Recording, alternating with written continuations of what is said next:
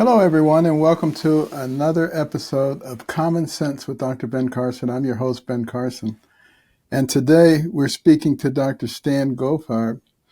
He is the founder of Do No Harm, a nonprofit focused on keeping identity politics out of medical education, research, and clinical practice. Dr. Goldfarb is a nephrologist and has had a long career in academic medicine as a professor of medicine and Associate Dean of Curriculum at the Perelman School of Medicine at the University of Pennsylvania.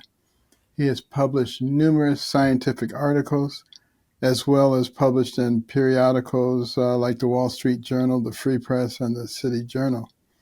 He is also author of the book, Take Two Aspirin and Call Me by My Pronoun. I think that title tells you quite a bit. Do No Harm has been at the forefront of combating the experimental treatment of children and adolescents with, quote, gender-affirming care, unquote, in the absence of scientific evidence showing its efficacy. And Dr. Goldfarb and I have been on a few shows and panels together. I'm excited to continue our conversation today. Welcome, Dr. Goldfarb, to the program. Thank you, Dr. Carson. It's really a pleasure to be with you, and an honor. Well, thank you. You know, all of us in medicine are very familiar with the phrase, first do no harm. And for those who are unfamiliar, obviously there are multiple things that can be done when someone has an illness. And it's sort of taken that the first thing you want to do is make sure you don't make it worse with your treatment. Well, can you tell us a little bit about your experience in medical education and what led you to form Do No Harm? Oh, okay. It's an interesting story, at least to me. It began back in around 2017, actually. And I was, as you said, I was the Associate Dean of Curriculum at Penn's Medical School, and I was quite pleased with our school. You know, like your school, Hopkins, our school was doing very well. It had very good students and all. And a new vice dean for medical education came to Penn, and she decided that our curriculum was terrible, that it needed to focus much more on social issues, which perplexed me because, you know, I thought our job was to train students to become physicians, to care for sick people. And she even famously said to me, there's too much science in our curriculum. We need to cut back, have it really basically train the students to become social workers, or at least be quite adept at those issues that social workers confront all the time. And this sort of bothered me a bit, to say the least, because I just felt quite differently about things. And I was eventually sort of moved out because I made my concerns well known to her over several months. Right before I left that position, and it was time for me to retire anyway. I was sort of at the end of my medical career. A faculty member came and said that we should have a course on climate change. And I thought this was absurd. We had a big fight over this. Matter of fact, I said to him, you know, what would be so bad if we had the climate of Miami up here in Philadelphia? But anyway, and then the next thing that happened, which really got me started, was there was an article in the Wall Street Journal about 40 medical schools having courses in climate change. And I wrote a letter to the editor, who wrote back and said, I don't know about that, but why don't you write an op-ed? And I wrote an op-ed, but this is now in 2019 in September, right before the pandemic broke. And in that essay for the Wall Street Journal, my focus was basically that medical school had become less rigorous, and that I was very concerned about the direction that Vice Dean for Education was putting us on. And I was concerned about that process in medical education in general, because she prompted me to go on websites for the AMA and other organizations that were pushing that sort of agenda. The editor of the Wall Street Journal, Mr. Hennessy, is the one who gave it that title that you mentioned before. And that led to a real firestorm and kind of, I think, made my point, because Med Twitter, there's such a thing as Med Twitter, it blew up.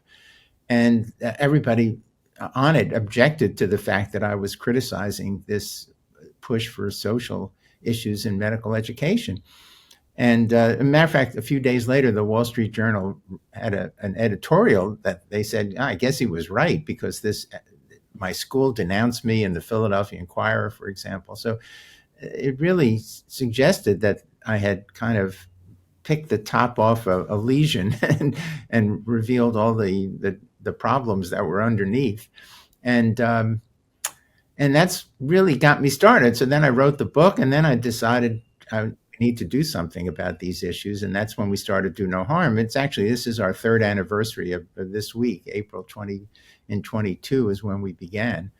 And as you said, we've been pretty busy. We now have 17,000 members in our organization. It's a membership organization, and what that does is it allows us to file lawsuits on behalf of our members.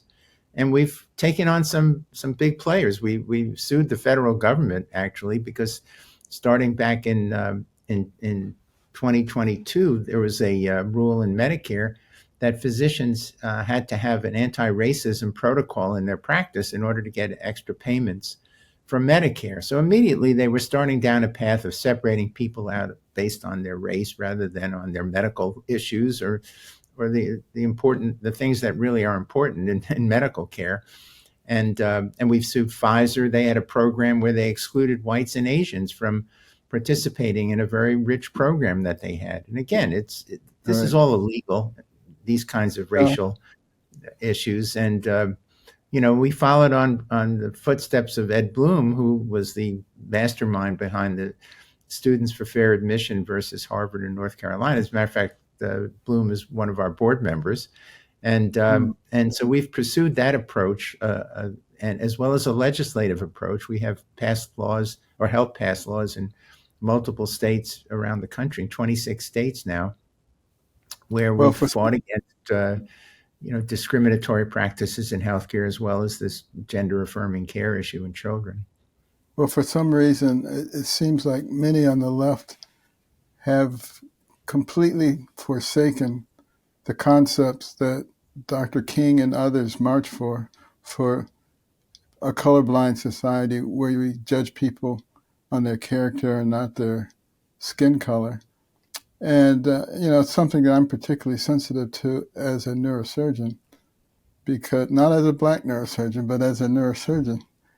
You take someone to the operating room and you peel that scalp back, you take off that bone flap, you open the dura, you're operating on what makes that person who they are. It's not the skin color, the texture of the hair, the shape of the nose. It's the brain. And, we tend to be very, very superficial sometimes and look at things that don't matter and ascribe to them great significance. But I wrote an article for the Wall Street Journal some years back called Compassionate Action in reaction to affirmative action. And basically the point being, yes, we have always extended a helping hand to the underdog, but determining who the underdog is should have nothing to do with skin color. It should have everything to do with the circumstances. And it shouldn't be vast differences.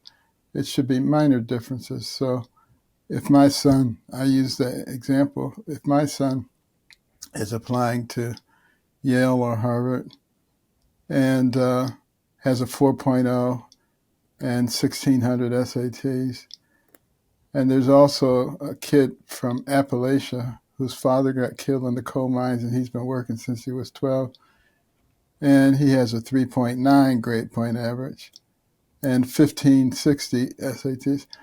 I think I would give him a little extra consideration considering what he's been through. It has nothing to do with the color of the skin. It has everything to do with the circumstances. And that would seem to be more consistent with the concepts of America. But, medical schools are prioritizing activism over clinical training. Yeah. And how in the world did we go from being people who believe in science and merit to that so quickly?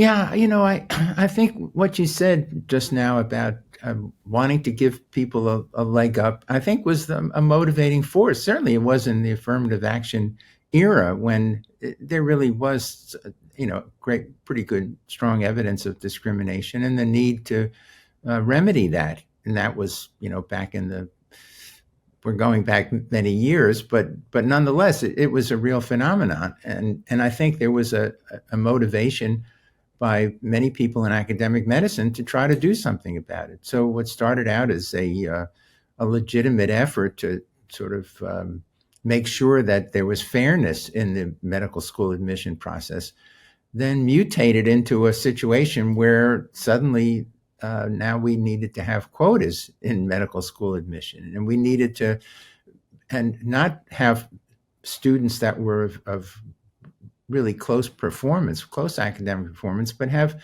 really rather vast differences in the academic achievements of students, and yet these were ignored for the basis of creating these basically quotas, racial quotas that schools try to bring in. So I think slowly over the years this phenomenon occurred, and then of course when George Floyd was killed, that there was just an explosion of sort of I don't know what to call it. It was this anti-racism uh, sort of revolution that occurred in the United States, and that sort of brought out into the public awareness the fact that schools had been doing this for years. And this issue of creating racially based categories for people has been going on for a long time, and it's proliferated very slowly. The NIH, which now under Jay Bhattacharya, I think has eliminated a lot of this,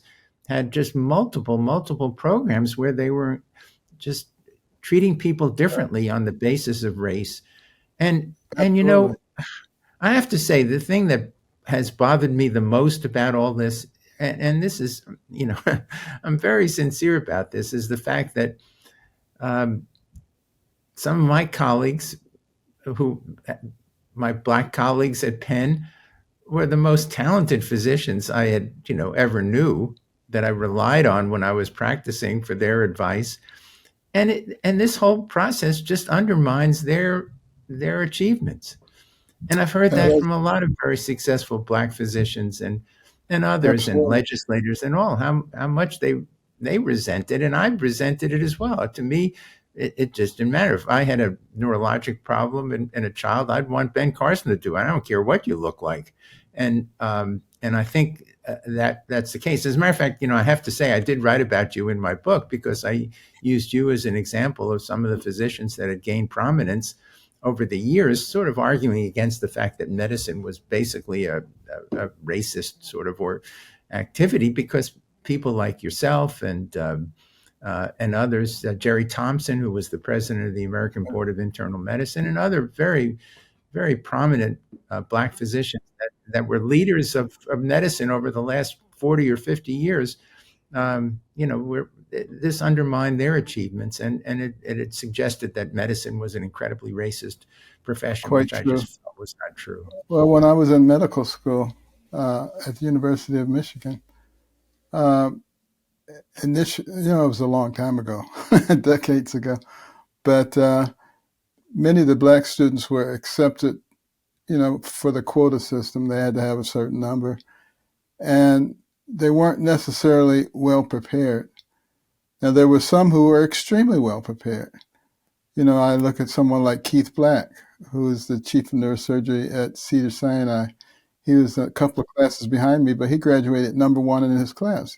Black guy, nothing special, no special DEI accommodations. Uh, a class in front of me was Alexa Kennedy, a black female. She was the first black female neurosurgeon, number one in her class.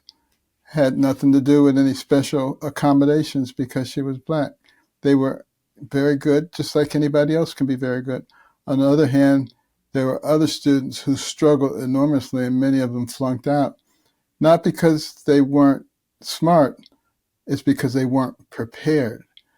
And you think maybe the emphasis should be on early preparation rather than lowering standards.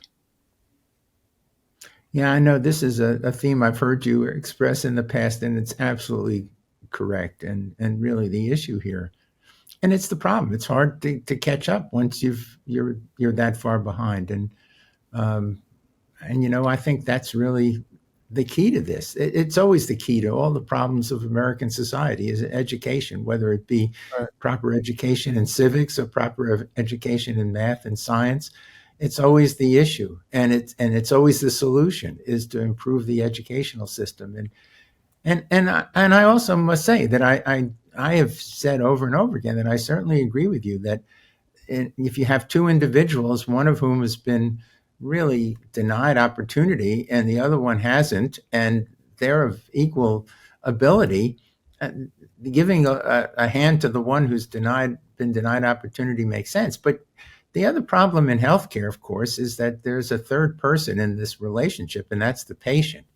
And we Right. just can't, and we can't sacrifice the quality of the academic achievements and the potential of the individuals that are coming into medicine, because patients could suffer. I mean, that's just the reality of it. And You probably heard some people say that black patients have a better health outcome when they have black physicians. Uh, have you seen any evidence that that's true? well, this is. I've said that there have been two arguments made for um, accepting some of these less well prepared students into medical school. That's one. And the other argument is really a reparations argument. The reparations argument bothers me less because I think if people feel that that's something that they believe in, so be it. I'm not one to argue with that. I don't think it's a good argument, but nonetheless, it's one that's made. The other one is the one you just mentioned, that black patients thrive when they have black physicians. And to me, this was a crucial thing to investigate. And it turns out that there's a very robust medical literature on this issue. There actually are 5 systematic reviews that have been published, encompassing over 60 publications that were considered in the systematic reviews, publications that had control groups and had other characteristics that made them reliable bits of evidence. And the evidence is that, in fact, there is no difference in either the quality of communication, the adherence to medications, or anything else that anybody could measure when these kinds of studies were performed. And the 5 out of the 5 systematic reviews, 4 of them came to the conclusion there's no difference in health outcomes when there isn't racial concordance between patients and physicians. One of the systematic reviews said that there was a benefit, but they excluded a number of really important papers that the other systematic reviews included. And then there was recently a 6th review of this issue in addiction medicine to see whether black patients who were addicted did better if they had black physicians. And again, the result was that there was no difference. And my experience has been my black patients wanted the best doctors they could get. That was what they wanted. They were completely rational about this, and I think actually it was quite demeaning to suggest that they would view the world through such a racial lens. And I think the vast majority of patients don't. So that turns out to be a false narrative. Yeah. Now, this is not to say that there haven't been problems in our past. I can certainly remember as a neurosurgery resident at Johns Hopkins, uh, and this was a long time ago. This was back in the 70s. Um, some of the patients would say, "I don't want a black doctor," and Dr. Long, who was the chairman of neurosurgery, would always have the same response: "There's the door." Yeah, Walk. I've had that exact same experience. I remember vividly a patient who said, "I don't want any black people coming in my room." We said, "Well, you have to find another hospital." This was at Penn, and but obviously we've had a history in this country that no one denies, and we need to be aware of it. But the question is, here we are in 2025, and what is life really like now, and what is society like at this point? And I think we've come a long way. And that journey that our country has gone through, a very painful journey, I think, is one that needs to be recognized and is sort of been ignored. And the presumption has been we're right back the way we were in 1970, which we aren't. But excellence is recognized because, as the years went on, it got to the place where people would come to Hopkins and they only wanted me, they didn't Yeah. want anybody else, because they weren't looking at the color of the skin. They were looking at the quality of the care that was done, and something that we obviously need to begin to talk about again. But what are the consequences for medical students and faculty who don't conform to these ideological changes? I hear two things from. There are a few people who have spoken out. For example, there's a physician at Penn who I'm not sure he'd want his name mentioned, but there was a physician who was married to a well-known individual also at Penn, and he spoke out. He wrote a piece for the Claremont Review about his concerns about the quality of medical students and this whole issue of creating categories based on race that were people being accepted. He was stripped of all of his committee work, and he was really dressed down by his chairman as soon as it was published. And it was published about a year and a half ago. So I hear that where people have stepped up and tried to express themselves about some of these issues and have been knocked down, lost jobs. And mostly what I hear is I'm afraid to speak out because my faculty colleagues and my bosses are vigilant about this issue and will refuse to broke any kind of heterodoxy when it comes to this issue of DEI. So, and I think we're still in that. Now, I think things are a little bit better than they were. I've had an opportunity, along with you, to speak at things like the Politico Summit, where we spoke at recently. I don't think we would have been invited to that a few years back. So I think things are better. And I think, obviously, what the administration has done with all of these executive orders saying no more of this racialism in American life, and which is really what their executive orders have been about. And I think people are saying, oh, well, maybe there's a place for me to speak my mind. And because I think most Americans they're not racist. The vast majority of people are, work side by side. I think we look at our sports teams and we honor them. I'm a big fan of the Philadelphia Eagles. We see, Black athletes have had tremendous accomplishments and they're loved by the city. The Philadelphia Eagles are loved by Philadelphia. Philadelphia, 70, 80 years ago, was a terribly racist city, famously racist when Jackie Robinson came to play sports and play baseball in Philadelphia. Look at the way we are now. I mean, really, this has been a dramatic and a wonderful evolution that our country has gone through, and that's the reality of things. And And that's so what I'm that's what the hoping, DEI advocates don't recognize. yeah, That yeah. So I've heard many of them say nothing's changed. I think it'll be better for our faculty members. I've been invited now to speak at some major medical institutions and talk about my views, which 3 or 4 years ago would have been absolutely impossible. So I think things are on a better trajectory, but there's still an awful lot of fear amongst the faculty, that don't want to jeopardize their jobs, their lives, their livelihoods by speaking out about the way they feel Well, about it. what did you find when you're associate dean, a professor at a prestigious medical school. How did people treat you when you first came out? Uh, I was called in to explain myself.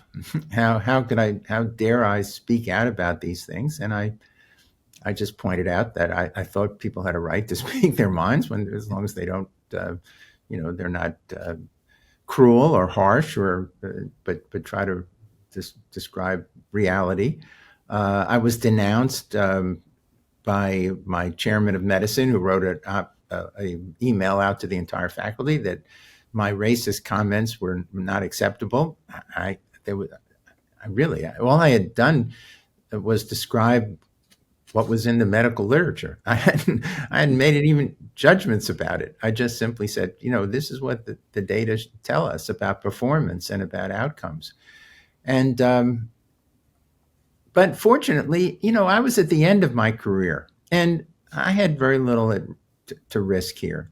To be frank, it's when individuals are in the midst of their career, they're the ones who are real heroes who have spoken out. And our organization, as I said, is a membership organization. We've had a bunch of members who have spoken out and have fought the good fight to sort of preserve the American way of being able to speak your mind and not have consequences of simply speaking your mind and saying things you believe in. So I've been shunned by people that at one point I was the chairman of medicine at Penn for 2.5 years, and I had a chance to work with a lot of faculty members, and several of them just won't even talk to me, won't even look at me when I pass them in the hall. So that's what you have to put up with. But on the other hand, it's I said I've lost a lot of friends, but I've gained a lot of new friends. So that part has been very good. Well, that's exactly the experience that I've seen too. But one of the things that I've observed is that there are a lot of people who actually agree with our logical way of thinking, but they're afraid to speak up because they just don't have the courage. But I see that starting to change. And it's absolutely encouraging to see what's happening with DEI and the corporate world. And people are starting to recognize that they have a fiduciary responsibility to provide the best advice and to provide the best products as opposed to pursuing some nebulous social goal, which is already being rectified on its own. When I look back over my life, and I remember as a kid going into the Deep South and seeing the signs, whites only and coloreds only, I mean, that would be laughable now in the same lifetime. And, universities where blacks were not admitted now have black presidents. I mean, this has all happened in one lifetime. Yeah. What does that say about American society and its ability to change? And it would be a good thing for us to actually acknowledge that and to build on that. And that's how we end up with a society that's colorblind, that's fair to everybody. But by focusing on whatever the identity issue is, it goes against the very premises of the founding of this country. One of the things that you see in the writings of our founders, phrase commonly used, was the common good. What's good for everybody, not what's good for this group versus that group, and how do we equalize what happened to this group I mean, come on.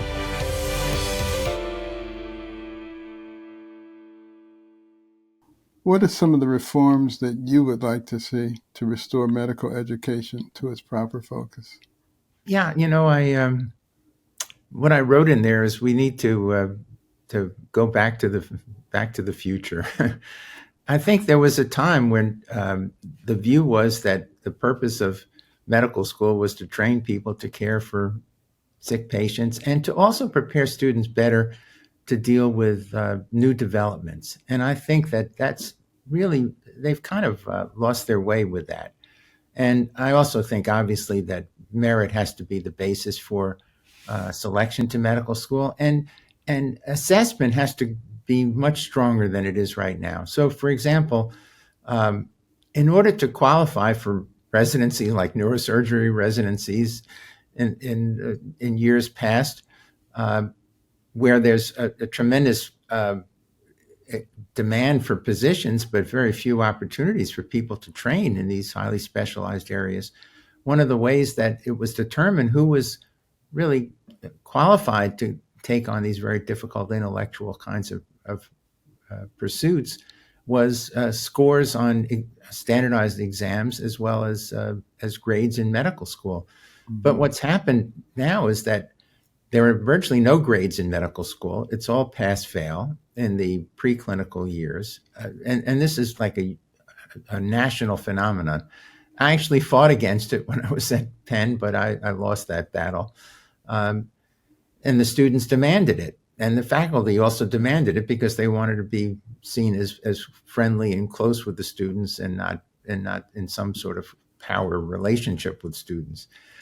And the other thing that has happened is that the scores on the first part of the licensure exam, which were used as sort of an achievement test to determine who would really be suitable for the most intellectually demanding specialties, those grades also were taken away, and it was turned into a pass-fail exam with the specific purpose of eliminating, the fact that it was used as a screen for who would really qualify for these really demanding positions. So, my idea is to go back to what we did in the past. And as a matter of fact, I have to say that we just had a bill passed in Indiana by the state legislature that we've been sponsoring that demands that in public higher education that there be grades and in school and that scores on achievement tests be published so that that individuals will know really who's qualified and who's just being pushed along when they really are,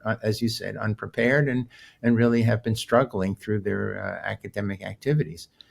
I also called for much more emphasis on understanding experimental design and statistics, and so that when students read the medical literature, they're really capable of understanding it better rather than simply accepting what people are telling them is in the medical literature. And, we went through a pandemic where independence of thought by physicians was hard to come by because they were dictated. And many physicians just felt powerless to even understand some of the issues, much less really be able to speak out about what they believed really needed to be Yeah. done. Although Um, it's kind of inspirational to see that some of the ones who did speak up, like Dr. Bhattacharya, end up as the director of NIH. I know that's karma for you, isn't it? That's pretty funny. Um, I want to ask you about what's going on at Harvard right now. The administration has taken a pretty public stance against DEI and higher education. And, Harvard seems to think that they have a right to federal money. But doesn't the grantor have a right to impose requirements? Yeah, absolutely. I think what the administration first started by cutting back on these indirects that they were paying. It's sort of the overhead, and I wrote about this a little bit because I remember when I got my grant from the NIH, I was studying kidney function and kidney physiology. I got a grant. I forget what the amount was. It's many years ago now, but it was probably something on the order of $100,000 a year for a 5-year grant. Every year, they sent an extra $75,000 to the University of Pennsylvania at that point to cover the expenses, except there were no incremental expenses associated with my research grant. All the equipment was already there. The direct portions of the grant paid a portion of my salary, and they paid for a technician that helped me perform the experiments. But the rent had already been paid on the buildings. The heat and light were ongoing and all. And so this was money that, of course, was used to part of the expansion of administrative staff that have sort of overtaken schools. I think at Yale, it's something like there are 3 administrators for every student that's at Yale, for example, now. And You're talking about so, my alma mater now. yeah, so as a matter of fact, the Yale faculty have just called for some sort of review of audit of the administrative burden that Yale has, which is quite interesting. So even they're upset about it. Um, and so I thought that was quite a rational approach because many, as you know, many foundations will either give no overhead or give a 15% overhead to cover the cost of performing the research.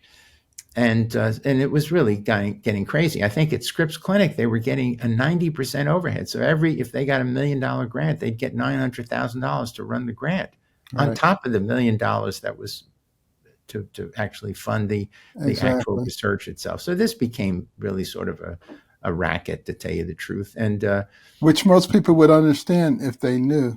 But, yeah, when the media reports these stories, they don't tell that part of the story at no. all. Now, on the other hand, to be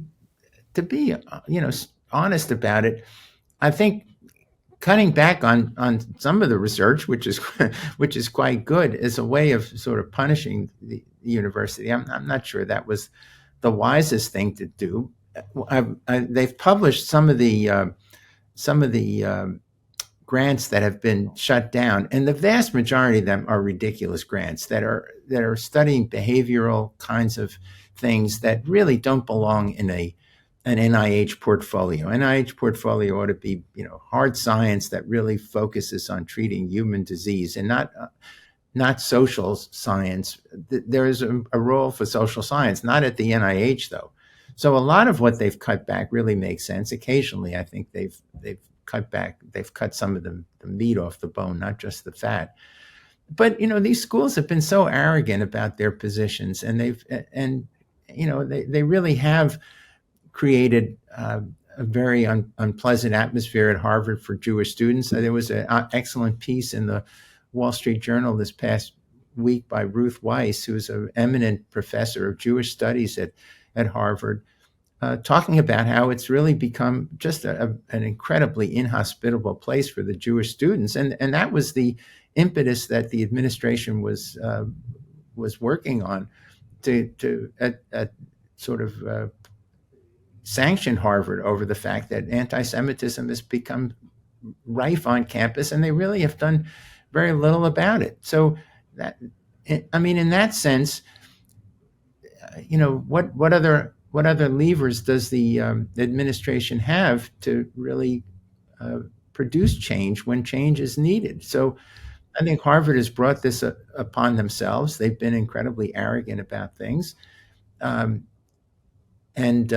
I think this has been the approach that's taken, and as long as it doesn't, as long as it's done in a rational way and doesn't harm really beneficial activities that are going on there, I think it's fine, and I think it's probably the only approach that they could take. But they need to be really careful about it and do it with a scalpel and not with a chainsaw when they Absolutely. cut things. Well, if a young medical student came to you today concerned about being forced into activism instead of learning to heal, Yeah, what would you tell them? that is a very good question. It was first asked of me back in 2022. I was on a video with a group of Canadian physicians who were very concerned about DEI and all. And a medical student came and asked me, and I said, I have to tell you the truth. You'll be so harmed if you speak up that I cannot urge you to do that. I think you just have, your career will be harmed, because the fighting then was really vicious, and students would be harmed if they spoke up. It's different today. I've encountered some really brave students who have spoken up and have prospered in it. And I would tell them to be, professional, and to be rational, and to be calm, sort of emulate Ben Carson, really, about how you approach, and seriously, because you've always had a wonderful demeanor that just disarms people. And I tell them that that's the kind of model behavior that they really should demonstrate. Don't get angry, be rational, be logical, push your point. And so I've encouraged them to speak up now, and that's another positive change that I've seen, because I don't think they're Absolutely. at the same risk I saw several years ago. Use the facts. When you stop and think about it, at the last turn of the century, the 1900, the average age of death in our country was 57. Now it's approaching 80. You have to ask yourself, have we become healthier people genetically? What happened? And the real answer to that is that the medical profession started using facts Hmm. rather than ideology. And it made a huge difference in the way that we treated people and our understanding of health in general. And there's a lesson to be taken from that. Just the facts, put them on the table, and let's discuss things based on the facts rather than ideological propaganda.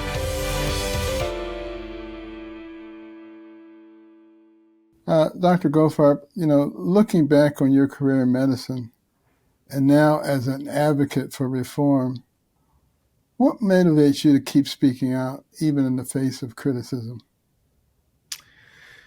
Yeah, that's another question I've gotten recently. And, it's just, I think like a lot of things in American life, somebody gets upset about what they see as an unfair situation, and it just seems to motivate them. And I really am motivated by the unfairness that DEI has imposed on academic medicine. It's unfair that people are afraid to speak out. It's unfair that there are students that have worked hard and have been denied an opportunity to get into medical school. There are 55,000 students who apply to medical school for 22,000 spaces.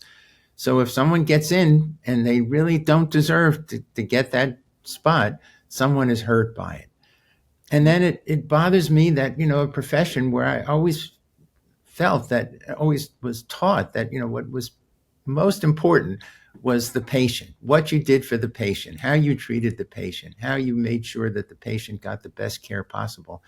And that's sort of gotten pushed aside, where the issue is much more to satisfy the ideology that many of the faculty and administration of medical schools feel about. So it's that basic unfairness that really I find is the main motivation for me. I just, that's always bothered me. I hate when people cut in line, and that's the way I sort of perceive this. So it's just, I was brought up to consider the feelings of the other people, and to understand and to be, sort of aware of your position in the world. And I just find that that this whole situation is basically un-American. It's very unfair, and that it really needs to be eliminated in order to have a just and fair society. So I think that's really the main motivation. Absolutely. I still support Penn in many ways, even though they've treated me badly. I'm on the board of a foundation that has been able to fund medical education projects around in the Philadelphia region, and I've been very supportive of the good programs that they've done there. I've spoken up in support of them when I thought their programs were really good, to try to eliminate disparities. And eliminating disparities continues to be a really important goal, I think, for the Absolutely. healthcare system. Just Well, they're most, going about it in a stupid way, yeah. but I think it's the problem of fairness that really is my motivation for all this. Well, I, along with many other people, are very grateful that you've spoken up. I mean, most people have no idea what it takes to become a full professor at a place like UPenn. I Yeah. mean, obviously, you've made great contributions to the field of medicine, and particularly in nephrology. But the contributions that you've made in this arena are perhaps even greater than that. And I just want to thank you for that. And in closing, what gives you hope for the future of American medicine? I think what gives me hope is that I've had the opportunity to speak to some students, and I've speak to Black students as well.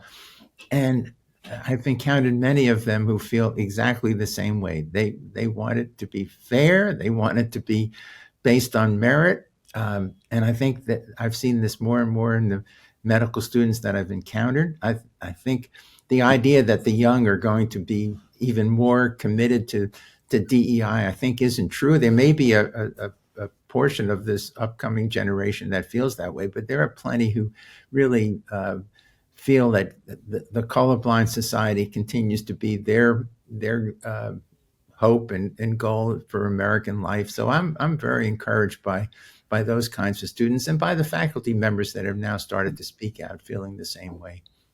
If people want to follow what you're doing or get in contact with you, how do they do that? Yeah, so our website is donoharmmedicine.org, all one word. And as I said, we're a membership organization. About half of our 17,000 members are healthcare workers, physicians, nurses, et cetera. And the other half are concerned citizens. And we'd love people to join. We'll send them ongoing information about our legislative efforts and our legal efforts and speaking out and the research that our organization has been doing to clarify many of these issues. So I think they'll find our website to be helpful.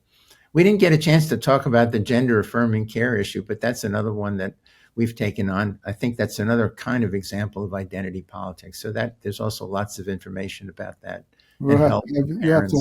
have to ask you to come back and do a whole program on that, because that's a big topic that Yeah. affects a lot of people. Well, just want to thank you for being with us today. Thank you for being the epitome of courage. As I always say, you can't be the land of the free if you're not the home of the brave. Thank you for being one of those brave individuals. Well, thank you so much for having me. It was a pleasure.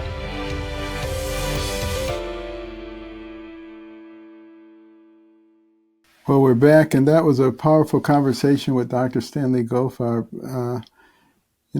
What an example of courage and willingness to fight for others when he has nothing to gain for himself. And isn't that the kind of thing that made America into a great nation? And we have to think about all the people who preceded us, who sacrificed so that we could have peace and freedom and opportunity in our country. And let's not only be grateful for those people, but let's try to be like those people ourselves. And on this issue of DEI, no one, I think, is against diversity and inclusion. The equity part may be a little bit of a problem. We don't want to necessarily have the same outcome for everybody. We want to have everybody to have the same opportunities. And then they can determine what the outcome is depending on how much energy and effort they want to put into it. That's the American way. That's the fair way. Let's all keep that in mind in our spheres of influence. And that's our program for the day. Remember to rate us, review us, tell your friends about us, because we want common sense to be common again. And you're a big part of that. And remember the cornerstones: faith, liberty, community, and life. See you next week.